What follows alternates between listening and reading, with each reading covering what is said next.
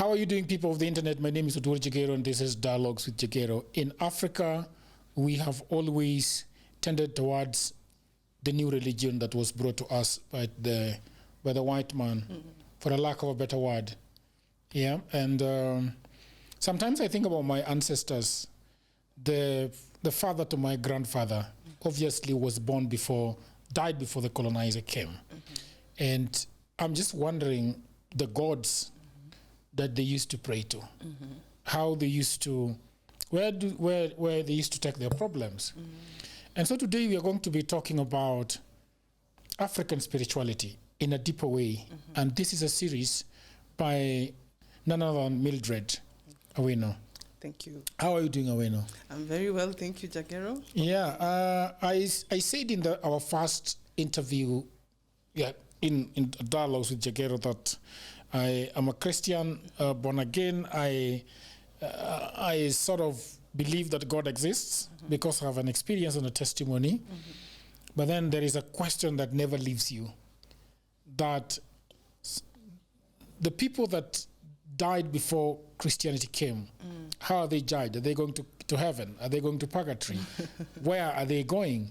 Did they have any sort of morality? Did they think that there is a higher God, above them that looks over everybody? Now let's talk about that. In our first series, as we agreed, we are going to be talking about the cosmology of African religions. It's a very deep statement. Even the phrase is very deep. So the woman with the knowledge, will expound it for us. So what is, you said that we are going to be talking about the hierarchy. Right. So probably, first of all, background. And then where do we go from here? Yes. Excellent. Great questions, Jagero. And I'm very excited to dive into this topic because it's something I get a lot of questions about. And it's also a bit complex, so I love that we've just had set aside some time to sit and discuss it. Now, about African traditional religions, there's so many Africans that really don't have an idea or the bigger picture or even the complete picture when it comes to how our religions operated, the kind of deities we had, where do the ancestors fit in, do we worship the ancestors, what did we used to do? So I can definitely say that there's a widespread notion that African religions are polytheistic, where there are many gods. Yes, there are many gods, and I would say these are pantheons. However, in the space where there are many gods, there is actually a supreme being at the top of the hierarchy, which is why it is called hierarchical monotheism. And how this works is that there is a supreme being who is not to be confused with the creator God. So that the god of the African was seen as very distant, very unknowable, mysterious, and I can even illustrate this in our own culture because we know of Nyasai, isn't it? Yes. But Nyasai is just one of the many names because we would beseech this supreme creator through the sun or through the ancestors. So the supreme being was called Jok. Right, or Jok. In the Nilotic tribes, actually, if you go to Sudan, their supreme god is called Jok. And I know we have that name as reflecting an ancestor, a very significant or important ancestor. Somebody like Ramogi or Gor Mahia would be considered a Jok. However, the name itself really means the supreme being, the supreme creator. Even the word Kumu, which means mysterious, or works in mysterious or secret ways. So what the African understood in terms of the supreme being is that he is so far removed from creation that a lot of African societies were not really including him in their beseeching or their prayers. They were beseeching through the creator gods. So how that would work, because I want to get into explaining it and illustrating it even with religions and how this comes about. Remember in the last talk we had, Dialogues with Jagero, where we talked about transcendence and immanence. Is your God transcendent? And transcendent means the God that is supreme, high and completely distant, where he only created the cosmos. And then from there, he stepped back. And then he left that job to the creator gods under him, who then went ahead to create the earth as we know it, or separate the earth, the heaven and the earth. And if you see if you look at Genesis, we see the very same thing. Genesis 1 and 2. You see that in the beginning, the Spirit of God was roaming across the waters, and then he said, let there be light, and he separated the heavens from the earth. And something interesting, by the way, I was reading that chapter last weekend, and it said something interesting that separates when he was speaking the firmament into being, he said, let there be a firmament or an expanse to separate the waters from the waters. So there's two kinds of waters here. The waters that are above the sky, and this is where, remember, we were talking about how the ancestors dwell in the waters. But then now there's the waters of the earth. So what then happens is that after the supreme being, we have the creator God, and the creator God is the one that is usually prayed to by the many cultures, right? And then after the supreme being, we also have pantheons of gods. If you look at West Africa, the Yoruba, and I know you've heard of the Orishas, there's a supreme being as well at the top, Olorun, and then now Olorun had children.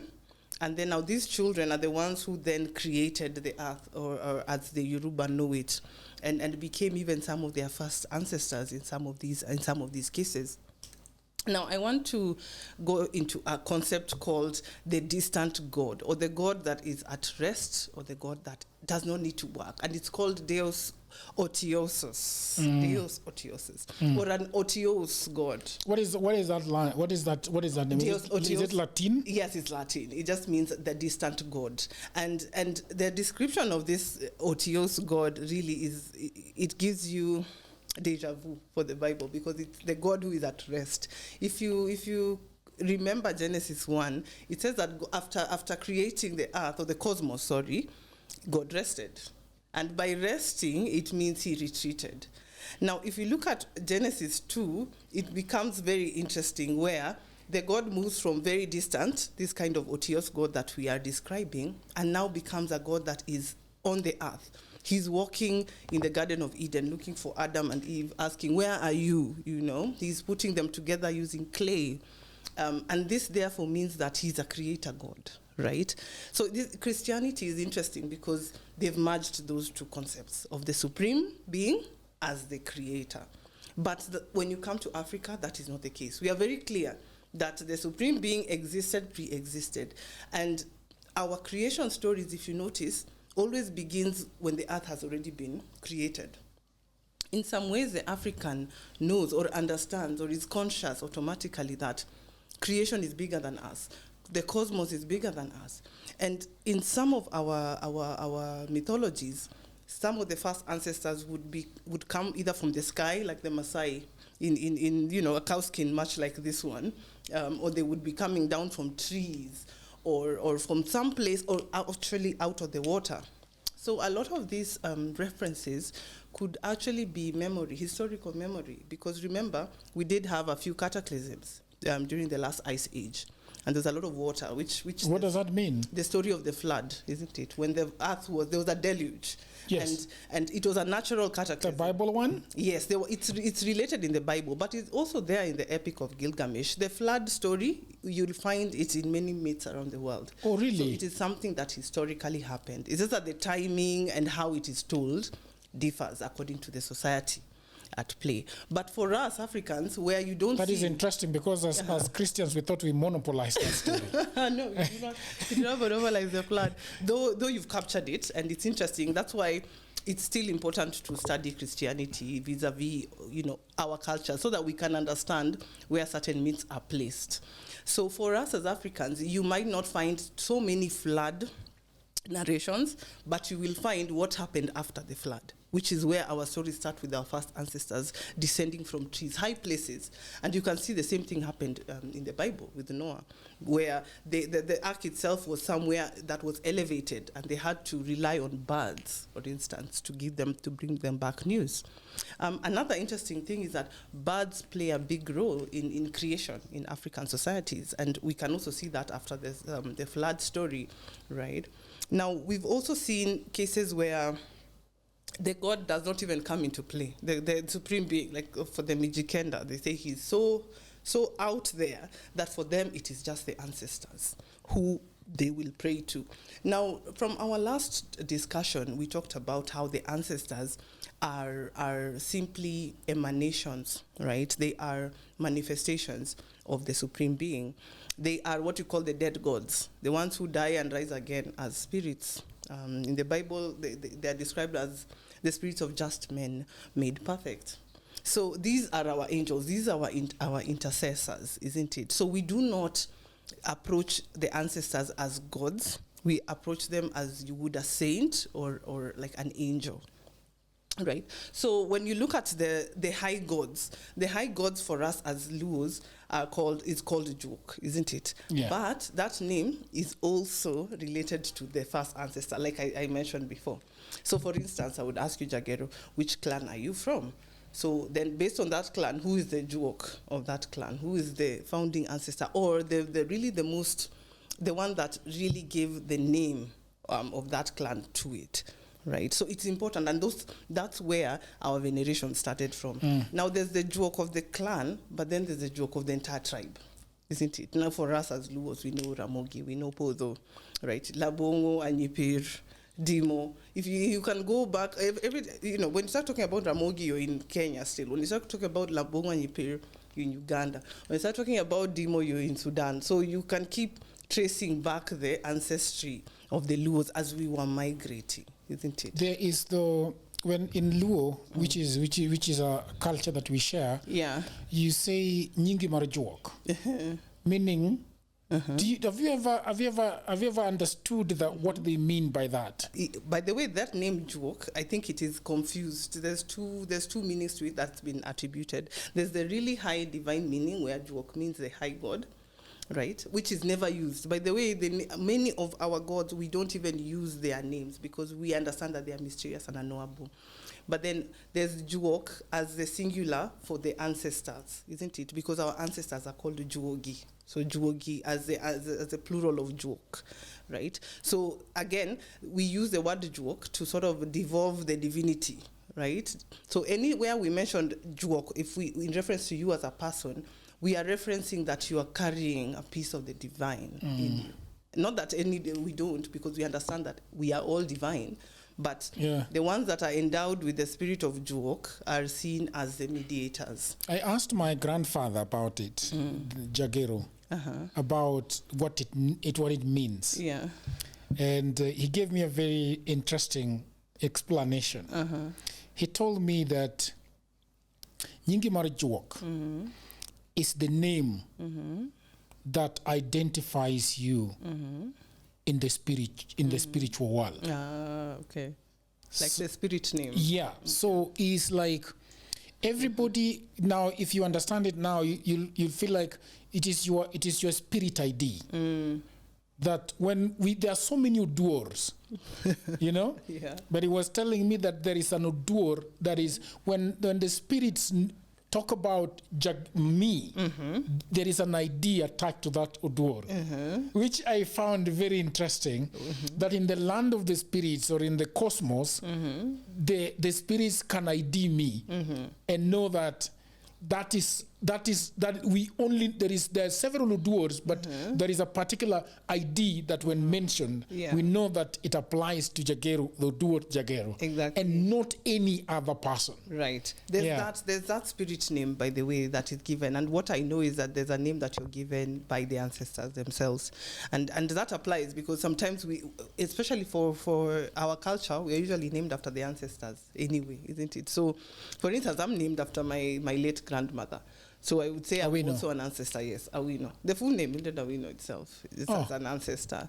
But then you see, we don't want to have those confusions. So there's usually that name that you're given. And I would say that's also part of the initiation, the ancestral initiation that happens.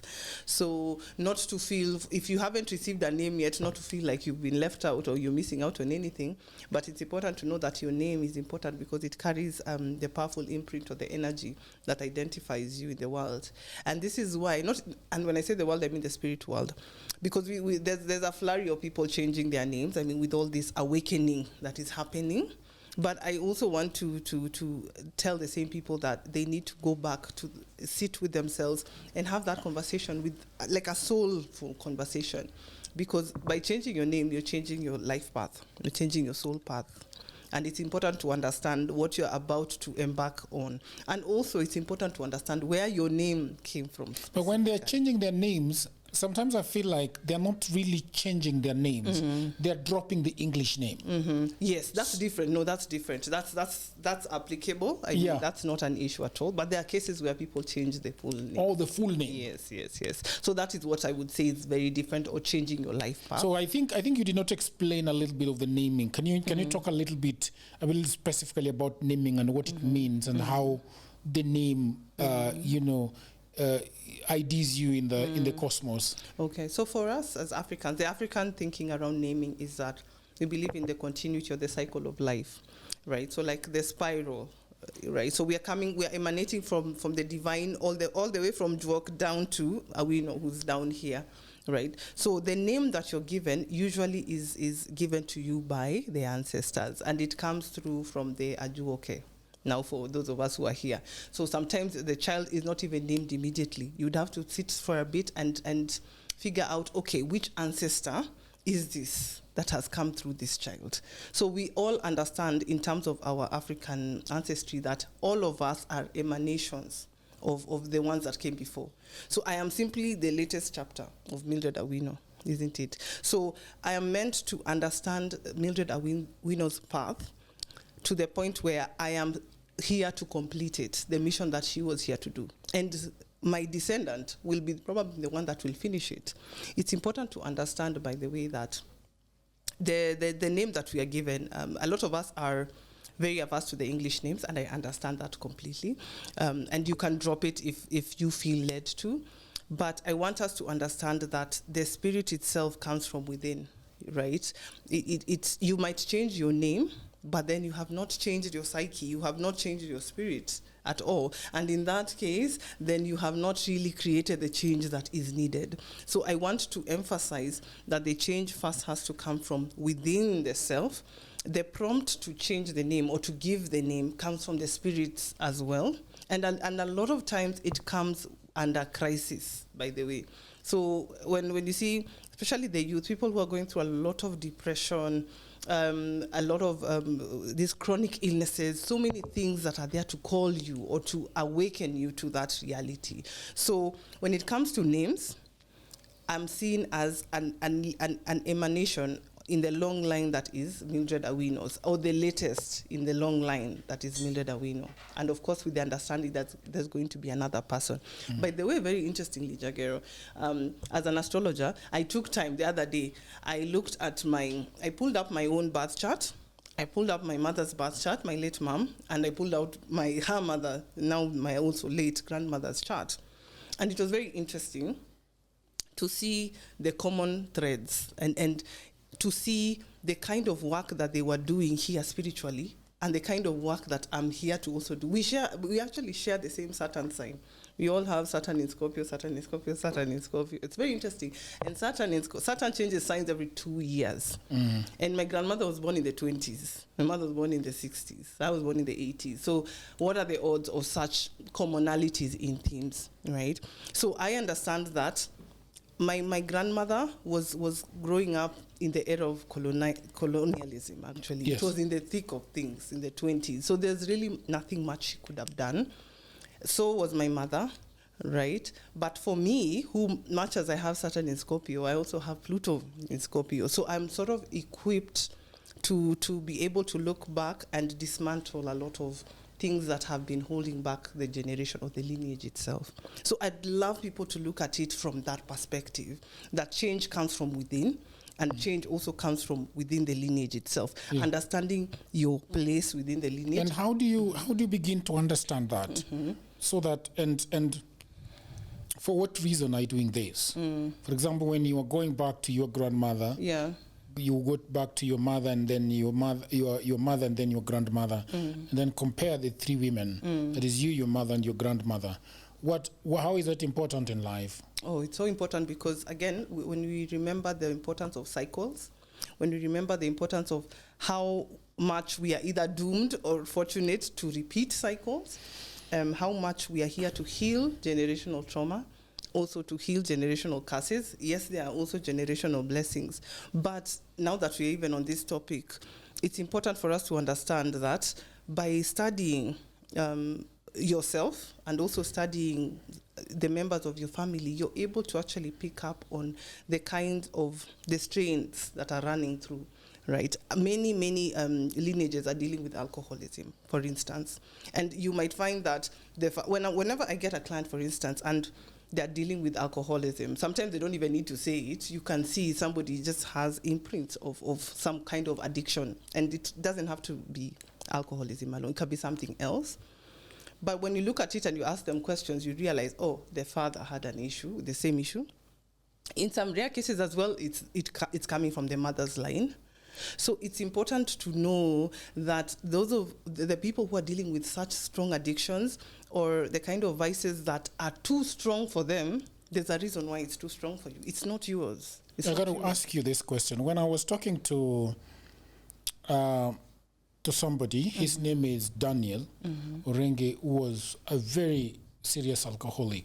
He told me that he almost died 3 times of overdosing himself on alcohol. And he was telling me that every time he drank alcohol, he would black out. And then when we were talking with him, he was telling me that he's not drinking. He later realized that he wasn't drinking because he loved the bottle, but because he was predisposed to alcoholism. And he talked about genetics, you know?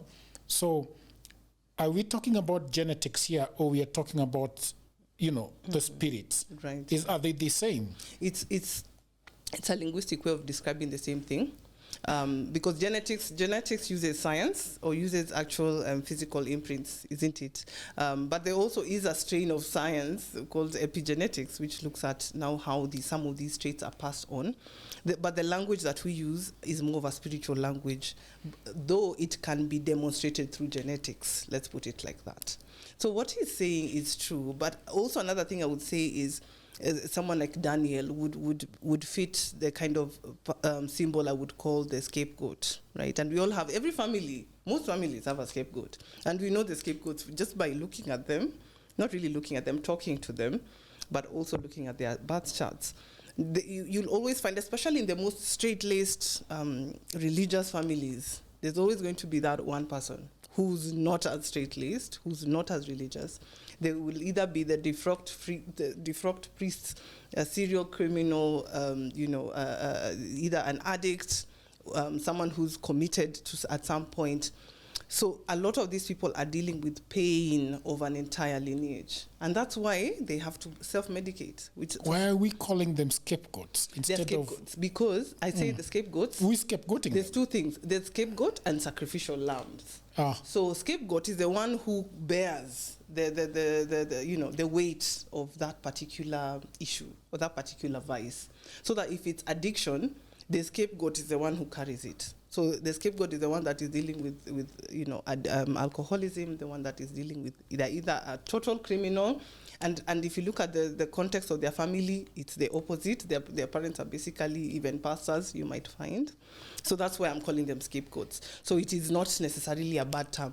But now it becomes negative when the scapegoat becomes a sacrificial lamb. Unfortunately, some of these ancestral curses will claim a sacrifice, isn't it? So in a way to resolve itself. So we will see the kind of alcoholic that runs themselves completely into the ground. It's interesting because I don't know if you know about this, that is usually said in our culture, in Luo culture, that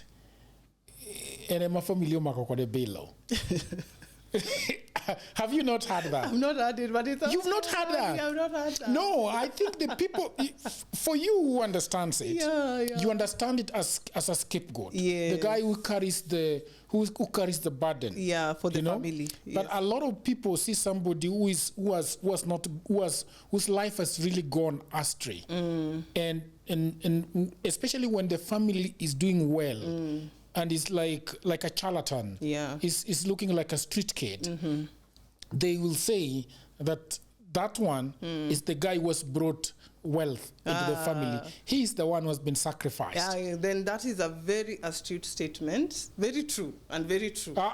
It's very astute, but the reason I'm saying that he's the one who's brought wealth is because he's the sacrifice. So that for this family to stay as is, there's always that. That's why I'm talking about the scapegoat. Oh, I see. Because if there's a curse in that lineage, it has to be expressed in one way or the other, and it has to claim somebody in one way or another. So it is possible, that's why I even say it is possible to be a scapegoat without becoming a sacrificial lamb, which is what I keep impressing on, especially people struggling with alcoholism. So it might be the case, but it is not the doing of the parents. Yeah, it's not even, sometimes it's not even your parents, because your parents are also dealing with it in terms of a lineage thing, a lineage issue. If I'm an alcoholic, say, and my father is an alcoholic, then my father's alcoholism is also coming from another side of his lineage, probably his father or his mother's side, and on in perpetuity. But I am also talking about the kind of alcoholism that claims the individual totally and completely. Because then when you become conscious of some of these curses that are running through your family, and this is why I insist that everyone must draw up a family tree. It's important because it also helps us to understand the traits of these people, and what were their eccentricities and whatnot. What were the things that they were dealing with? Then you're able to pick it up. So for me, for instance, Jagero, I would say I'm also a scapegoat. In your family? I'm also a scapegoat, yes. How? Tell me why. Remember how I mentioned that how me and my mother and my grandmother share certain imprints, right? And that imprint is very spiritual. So these were very spiritual women. But you see, their spirituality, because of the environment they were growing up in, was Christian. So they could only express their deep spirituality in a Christian way. But then here comes me, named after my grandmother, no less. So that means I am still dealing with the kind of deep spirituality that has been running through that lineage, but has been suppressed. So what then happens? It explodes. It means that the spirits, and remember how I mentioned in the last talk, it hit me in such a way that I almost went down. I needed to come back and become very, very conscious, very, very quickly, because if I hadn't done so, I would have been a sacrificial lamb. My spirituality would have been playing out in a very different way. And we have seen it. And sometimes also this really deep spirituality where it is claiming a scapegoat shows up as witchcraft or sorcery. Right. It's very interesting because I think sometimes also we don't understand the people that have been scapegoated by the cosmos, in the sense that a lot of people look at them and say that, why we took you to the best school, we did this to you, we were always here for you. I mean, we can be able to afford, Alcohol Anonymous. We can take you there. Yeah. We have given you, for example, yesterday when we were going to pick the equipment, and one of our friends was really struggling with his brother, who was completely gone astray. So he was given a house to live in because he can't get his own house. He was given a shop, like everything put in that shop. His was just to run it and then sell and then use the money that he sold to restock. And he's not able to do that. And I remember the guy he doesn't understand. Why can't you work your hands like we do? So sometimes I feel like if we understood these people, where they're coming from, what the weight that is on their shoulders, then I feel like we can start treating them with a little bit of love. Absolutely. And empathy. Yes. Because a lot of these people, we tend to ostracize them and then we now re-scapegoat them because they're like, that guy is just, they've lost it. Don't even worry about them. So we dismiss them. We almost make the whole situation worse because of how we are dealing with the situation. So I'm usually just trying to raise that awareness, even with my own clients, where I see there's a little bit of, there's an issue here, or there's somebody within the family who carries that trait, just to bring it to their attention that this is what you're dealing with. And this person actually is the one who has taken that sacrifice on behalf of the family. So even for me, I'm able to stand and speak about these things because I've gone through them. Because now I realize that because I'm the scapegoat, I'm in charge of how this energy is manifesting in my life and in my family's life. In some ways, I have managed to harmonize the two. What my mother and my grandmother were doing as Christian women, and what I'm doing as somebody who's in African spirituality, and be able to somehow merge those two without creating any kind of conflict. And I can say so far so good. It's worked so well. I would say my family has been so supportive. So I would say in that way I'm privileged. There are others who are not as privileged, especially those who are now awakening and are waking up to their own spiritual abilities. Many of them are not being accepted in their families. So I'm quite blessed to have been able to do the work such that my family now is accepting of me. Okay. It's important to always bring an empathic eye to some of these individuals. And also I feel like it is important to, much as we are doing the work with the rehabilitation, there has to also be a spiritual element to it. And I think this is how we were doing it even in the old days, where somebody who's dealing with either a mental issue or a vice, there would be a two-pronged approach. So much as there's psychological, but there's also spiritual. So I feel like we have to get to a point where we can merge some of these healing modalities. Yeah. All right. So that's yes, but I want to ask you a question before you go to the other topic. Okay. How do you deal with if somebody is bearing the burden of the family, has been scapegoated by the cosmos? Do we say that, okay, he's a gone case, he's afflicted, there is nothing we can do, let him stay in the streets, let him die of alcohol, he's the reason why we are driving big cars, he's the reason why we built a good house, he's the reason why we are doing well and we are healthy? Not at all. What happens? Yeah, not at all. So I would say, back to that statement, I think the statement is more, the Luo statement is more of what I call a crypto semantics, and that is a hidden gem within a statement or a proverb. So I can definitely see what the hidden gems are under that, because it understands and appreciates that the family is able to exist because somebody is bearing the weight of their shadows, the collective shadows. So I'll definitely say this person needs, first of all, psychological assistance or support. So they need to be able to sit down and be able to go through and appreciate what's going on, not just in their own lives, but their families' lives. So there's a psychological approach to that. But there's also the spiritual approach. Now, this is where a lot of people or a lot of families would not even want to do it, because then they would imagine these are now the devilish things. Yes. But I would definitely kwa mganga. But again, mganga is important because mganga is a healer. Chawi is a sorcerer. So there's a difference. So, and that's why the same thing with the Ajuoke, who are healers. I know it's like they're very rare right now and few and far between that are genuine. But they've been ostracized, man. People don't want to hear about them. Yes, that's why they have disappeared. You really will not hear about them out here. Much as we're in the digital age, many of the traditional healers are still in that world where it's for you to look for me, not necessarily. And when I was researching some of the topics that we were supposed to discuss with you, I googled the healers, and I came across so many websites that have no face. They don't put their faces.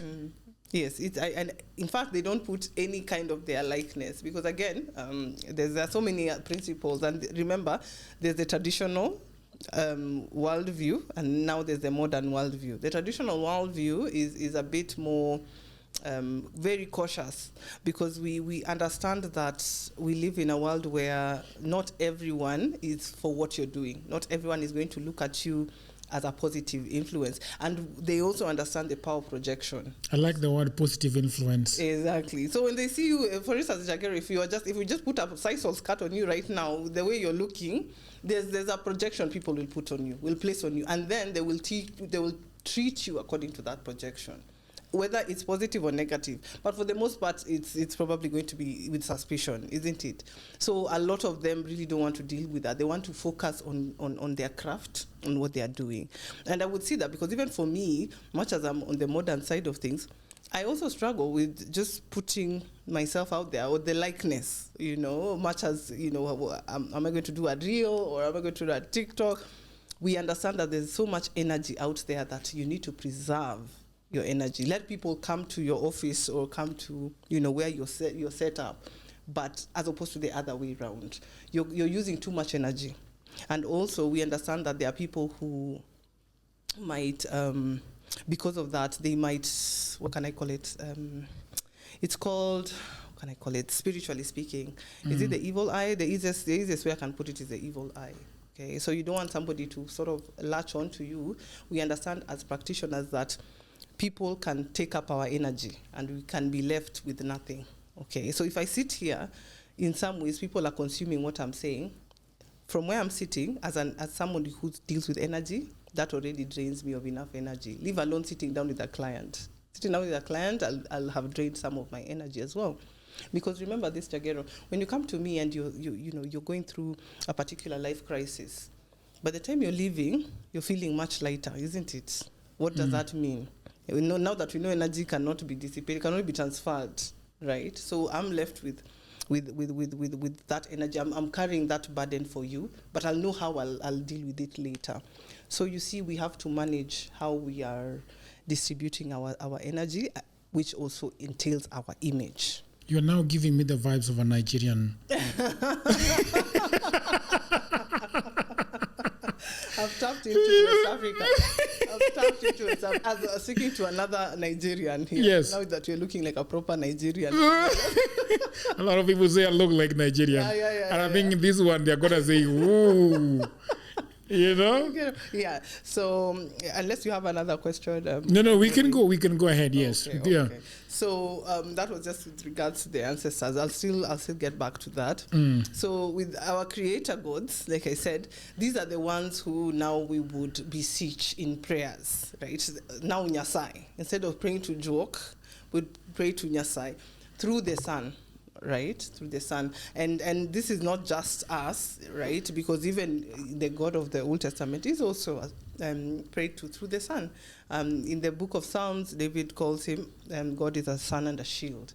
So because the iconography of the sun means that it is simply like an energy transferer, because the sun is not the end of the cosmos, isn't it? The sun is part of a galaxy, and the galaxy is also part of a larger universe. So already there's that contemplation of something other than the creator God, who has to do with human affairs. And we've also seen this in with the Greeks as well. Another thing I want to mention is in terms of the ancestors. Remember how we talked about the waters, isn't it? And that's where even the white chalk that we sort of smear ourselves with comes from. Now it's important, always important, to understand that the ancestors are not they're not gods and they're not worshipped. They are simply venerated or honored. And you can see it in homes or families where the ancestors are not honored. There tends to be an issue, and a very big one. And we are the ones who, on this side as healers, have to deal with that fallout. And let's not even look at the family. The family, in fact, is the smallest group unit. The largest one is the nation, isn't it? And the nation has its ancestors who are venerated, the founding fathers. To the founding fathers. And that's even why where they are buried at the mausoleums, where we are able to go, and there are presidents who will come and they will still go and pay their respects to this day to the mausoleums of the first fathers. And I believe even if our president goes to the other one, that will still be part of their tours and their routines. So if we can honor the ancestors of our nation, why should we not honor the ancestors of the family? Right? Because if you don't remember where you came from, then in some way you are unrooted, right? There's an element of being unrooted. And another thing, the ancestors really help us. And this is where I'm talking about the ancestors who are the holy ancestors, the ones who are there for the benefit of the family. Because not all ancestors are going to be positive, right? So the name itself is neutral. There are those ancestors who, and I wouldn't even call them ancestors, the ones who have died but for some reason still have some unfinished business with the family. So they almost operate like demons within the family. So those might even be the ones who are bearing the curses that are going through the lineages. So the ones who are here for our benefit, they're the ones who in some ways hold fort for us. They fight off a lot of these spiritual attacks, a lot of spiritual warfare, and that's why a lot of those of us who work with ancestors walk with them on a daily basis as if they were the angels themselves, and also with the angels. right? So we understand that there is no conflict with having ancestors as our mediators, because they're the ones who are in our family. They understand the issues. They can therefore become our lawyers, and then now the creator gods are usually only prayed to in extreme crisis, and I mean in matters that affect the entire tribe or the entire community. So if there's a drought, for instance, then we would pray to Nyasai as one cause, isn't it? Bring the rain. And you see, the rain is not just for a particular family or particular village, it's for the entire land, isn't it? And the same thing would happen even with the Kikuyus. They would go to the mountain in times of crisis that affects the entire community. But for day-to-day matters or issues to do with the family, they would visit the diviners, the healers, and they would deal with the ancestors. And those diviners and healers would do their divination with respect to the ancestors. Before I forget, when there is something that is interesting that you've said, that we need to honor them. Yeah. How does this honor, how do we execute this honor? How do we do this honor? The easiest thing, and I think anybody can do this, just to ensure that, number one, their graves back home are not neglected, right? They're trying not to, because you'll go to a home and you look at the state of where people are buried. That will tell you a lot about the spiritual state of that family or of that particular homestead. So just ensure that their graves are well kept. Maybe, and there are families who don't believe in having those remembrances, those yearly or 5-yearly. There are those who don't think those are important. Those are absolutely very important. Another way to honor the ancestors without dealing with the grave or, the image of the ancestors is to have family gatherings back at home, by the way. It's very important. And when you're there with the gatherings, you could, during the feast, you could work with the animals or eat the animals that are seen to be friends of the ancestors. So in Luo land, we have the goat. If you slaughter a goat and you do a feast, you prepare a feast and call your family members, that already is enough. It's already enough to bring a lot of blessings to the ancestors. It is interesting that when where I have built at home, my father and mother and my brother's kid are buried there. Oh, wow. But right now, we don't know where those graves exactly are. So when I was building my home, my brother, who is now deceased, kept telling me that I think this is where they were buried. But I don't know. So the builders were so afraid to break ground that they decided to leave, they had to really move completely away from that area. But then what I've always wanted was to build a slab, a slab for my mother, and a slab for my father, and my brother's boy that was bitten by a dog and died. Oh my. But I don't know where they are exactly. I can't. So, do you think that it's important to just put a commemoration kind of thing, or it must be right on top of the grave where it was? Not necessarily. It doesn't have to be on top of the grave itself. For instance, my brother died like in 94, almost 30 years ago. And we have issues, detecting where exactly it is. We only know the general area. Yes. So it doesn't mean that because you can't locate it, that you can't sort of commemorate the person. So you can still do the slab because the person is buried within that compound. So it still matters. It doesn't matter whether they're buried there or they're buried there, as long as it's still within the area itself. So that's one. Two, maybe if you're quite concerned and you wanted to build, maybe you can have a healer or a diviner just come in and do the necessary rituals, propitiation, that's what we call it, to just sort of welcome the ancestors and to invite them to sort of bring good fortune. That's very scary. Oh, no, not at all. It's very simple, because for us, we never used to do rituals that are not, what can I call it? For instance, when we make a sacrifice wasn't done for its own sake, right? Like if we slaughter a goat, it's not a sacrifice per se, because it will be consumed, it will be eaten. So that's the difference between when we say sacrifice in African context and when we say sacrifice in another context that is maybe from, let's say, the magical traditions of the West or Europe. So our sacrifices were to be consumed. So that's why when I say, you can gather at home and just sort of go and eat it, that's already considered an offering to the ancestors, because what are you offering other than the animal itself? You're actually gathering and showing them that, yeah, we are here, we support family unity, and we want you to bless us. It always comes with some form of blessing following that. Now, having said that, it reminds me of something else, because we have, even within our own culture, the two things where we have the ancestral spirits, but we also have the destructive spirits, who are the demonic or demonic spirits. But we don't really call them demons. We just call them destructive spirits. In our culture, we call them jochiende and what have you. Yes. But then we also have jinn. Even in Luo, the Luo kind of cosmology, we also have jinn. Though it's rare, and it's only practitioners who would work with the jinn. What they call in Mombasa, majini. Yes, what we call majini. And you say jinn are just, we call them juogi of the ocean for us. But that is why what I wanted to ask you actually, when we started this conversation, the water, what water means in the spirit. Because remember when we started, we talked about the floods being used, in a lot of mythologies. Did you say the word is mythology? Yeah. So what is, and then when you go to the coast, they are called majini, meaning from the ocean. From the ocean. Yeah. So what is going on here with the water and the spirits? Because even in Luo land, you remember they used to say that, nam negi yamo. And that yamo was actually the spirits. And sometimes they would even say that that yamo can actually capsize a boat.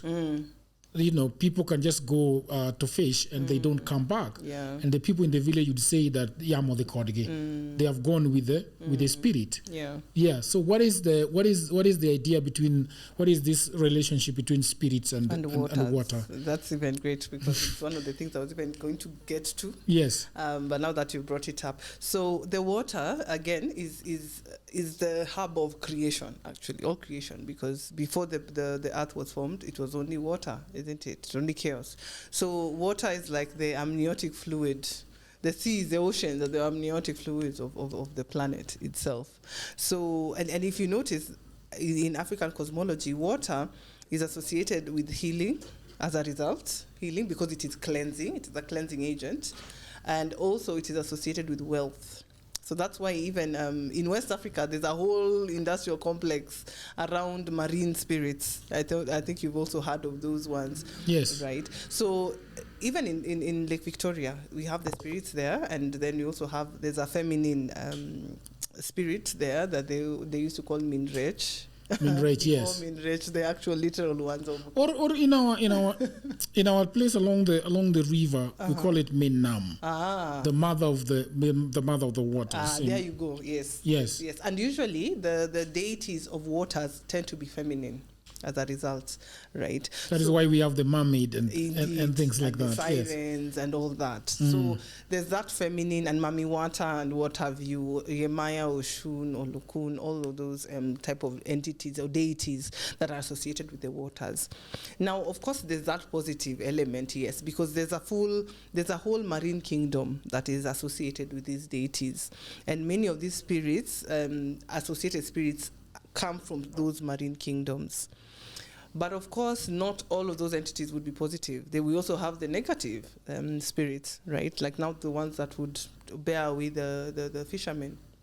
There are some who can't go fishing without taking along an animal to sacrifice or to give to the lake before they are given the dues of the lake. Because again... The dues of the lake. Yes, the dues. Because the fish that comes from there is what will give you your wealth, isn't it? So the wealth that comes from the ocean is through its animals, isn't it? So if you want wealth from the lake, you must also give something in return. In some ways, it was a way of us acknowledging or respecting nature, that there has to be some form of exchange, not just an sort of entitlement where we are going in and we are pillaging our resources. I think some of these things are also there to act as deterrents against pillaging or overfishing. So some of these cosmologies have just grown over time to become these entire things. Now, when it comes to jinn, there's the kind of, they're associated with wealth as far as we are concerned in Luo land. They're associated with wealth, but the wealth that they bring is different from the wealth the ancestors bring. So there's those two kinds of spirits, the ancestral spirits and then the elemental spirits of the water, because water is an element, isn't it? Right? And then the air element, like you said, Yamo, spirits are made out of, composed of fire and air elements. But again, we have water spirits as well.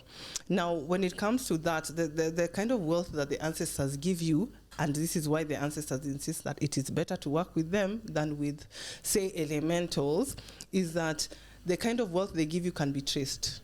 It can be traced. For instance, someone will say, hey, Jagero, oh no, you see, he's wealthy because his grandfather's grandfather left him some land or blah, blah, blah, some business, something that passed down back to you.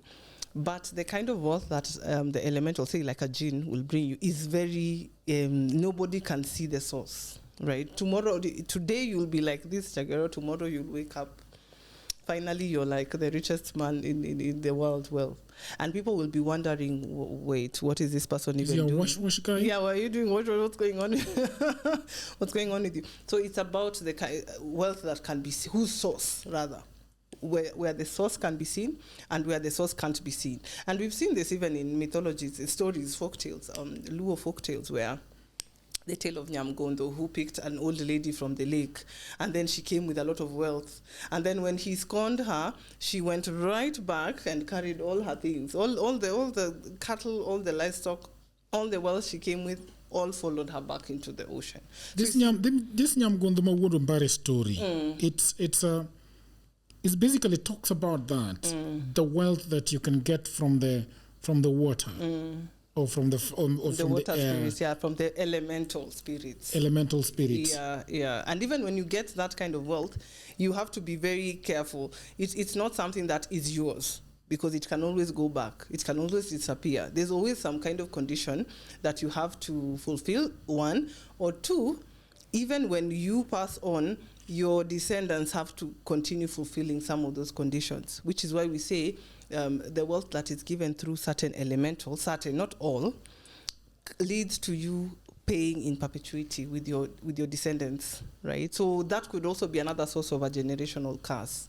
You might not know, your grandfather's grandfather may have been Nyamgondo or done something similar to Nyamgondo, and therefore you people are wealthy. But again, down the line, you kind of have to fulfill certain conditions for you to keep or maintain that wealth. Another thing about the jinn is, and in this case from a Luo perspective, the kind of sacrifices that are given to the ancestors, you can consume, you can eat, like I mentioned, the goats and what have you, the chicken, kienyeji chicken, aluru, such birds. But then sacrifices offered to jinn cannot be consumed. Right, so that already will tell you the kind of spirit that you're dealing with. So there's sort of rules and regulations when you're dealing with some of these hierarchies, right? So I would definitely say the ancestors come, the jinn, because the jinn outlive entire generations. So I would say they're just under the ancestors, because you might find a case where you've dealt with or run into a certain jinn, and it wasn't a good encounter. So the jinn decides, okay, this person, for instance, has scorned me or whatever the case might be. They'll wait for you to pass on, to live and pass on, and they'll deal with your kids, or they'll deal with your children's children. And because they outlive many generations, they know your ancestors more or better than you do, which is also probably another reason why many diviners in Luo land used to work with some of these jinn. Yeah, because of that is interesting, because I've seen. But again, a lot of people have, when people don't understand things, they sort to theories and rumors and things that don't work. Because even in my village, there are so many people that used to be very wealthy. But then that wealth just begins to disappear. And however much they try to hold on to that wealth, it keeps going. It keeps going until these people even become beggars at the end of the day. But I've seen people that had lots of buses on the road, you know, and their homes were like, they had electricity, generators during the night, and you could see that their homes were all lit up at night. And then those things just decided to they started disappearing, and they disappeared. Those buses were grounded. They started drying millets on top of those buses, you know, and those buses just get eroded and eroded, and everybody, you know, children goes to drinking, they can't build. Wow. Things just go and go and go. And however much you try to hold on to it, it just goes. And then people will be like, now he's the guy that used to work with him probably is dead. Probably died, probably died or conned the spirit in one way or another. Something could have happened. You know, it's very interesting when you start studying this. And another way that some of these curses can play out is through mismanagement of ancestral wealth. Right, and we all know that our culture is patriarchal, isn't it? So if it is mismanaged by the patriarchs and the men of that lineage, then that wealth or the wealth potential of that family moves to the ladies, the women, the daughters, migogos of that home. So you find that where they are married, those are the places that now start prospering. But the men of that home, the sons or the men or the head of that home, is the opposite. So you can find such cases as well. Those are also cases that tell you there's some mismanagement that has been happening, because ideally the wealth should be coming through the father, the brothers, etc., the male line, right? Because the understanding is the daughters will be married off, right? So it's very interesting when you start comparing and contrasting. So in our culture, even the traditional advogas will tell you, well, you're better off working with your ancestors, with Jogi, because Jogi, they know you. They are there for you. They are here for your interests, not necessarily impersonal elemental spirits, because it becomes a transaction. When you're dealing with a jinn, it's a pure transaction. And if you do not hold up your end, then you start seeing such things happening down the line. And a lot of these issues are generational. It's not even something you necessarily have to see in this life. It might show up with your children or your children's children.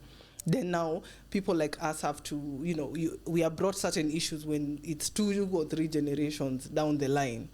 Then you have to deal with that whole situation. So it's very interesting. It's very interesting. We spoke about wealth, healing, and the waters, and how a lot of these deities of the waters are feminine, feminine deities.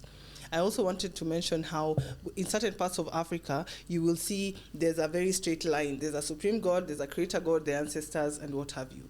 But there are also other cultures where you have the supreme being, and then you have an entire pantheon of gods, like the Orishas, and then you have the ancestors. So you'll see in those kinds of societies, even the dynastic Egypt, because they also have the pantheons, it is associated with state formation, it is associated with god kings, it is associated with the kind of organization that happens as above so below, because if you look at the stories of the Orishas, there were fights that were happening between the gods, and as a result some of the gods reproduced and they had daughters and sons, etc. So we can see how through the stories of the gods, it is actually telling the story of the culture of that particular society, and how they organize themselves to a point where now they are a city-state. And you can see how West Africa actually has so many, even Ghana, it has so many, it was actually one of the biggest and most prosperous one. Also, we have the fertility goddesses, we have the rain gods, by the way, the rain gods, and these ones are associated with agriculture, right? And you can also see how we organize ourselves around that, and how I talked about the firmament and the waters being above the firmament. So then the rain gods would be operating above the firmament, for instance. So that's why a lot of the rain gods were dwelling in the sky, not to be confused with the ocean mothers, right? Although I have heard of rain goddesses, even local ones. The Meru have a rain goddess, Gombe. Then you have gods of iron and smith working, right? The ones who then have to do with, remember how during the Iron Age, and this can also give you some sort of pointers as to at what point in history were some of these were Africans coming up in the art of metal smithing, and that can tell you when we have deities that have to do with copper or iron, and these are also the same gods of war as well. And again, I wanted to talk about the role of the destructive spirits as I talked about them. Yes, some of them can be used to bring about wealth, but formally, within African society, demons and destructive spirits were called upon only during times of warfare.